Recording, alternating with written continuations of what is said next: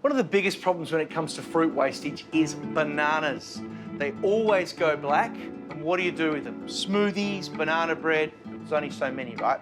So today we're gonna roast them in the skins and we're gonna make a chia pudding, and it's gonna be the best, healthiest breakfast ever. To start with, we're going to add 250 mils of coconut water.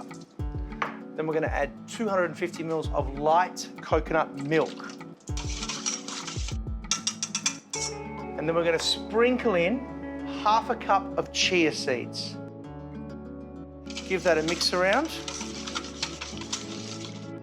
So now we need to let that sit for a couple of minutes so those chia seeds start to absorb that liquid.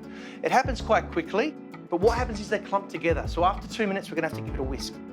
Okay, now here is our wonderful lemon ginger turmeric. So I'm just gonna add a little bit of that in there. That's gonna be my sweetness.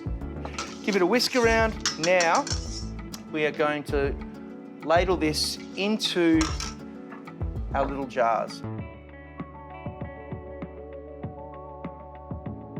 Now we're gonna pop these in the fridge overnight till they set. So now our bananas have roasted. These were in a 180-degree oven for about 20 minutes. And now you're left with this wonderful little piece of caramelized banana.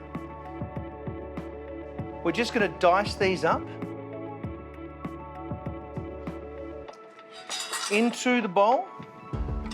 Then we're going to add toasted shredded coconut, just a nice healthy pinch. And we're going to give that a squeeze of lime. Mix it up.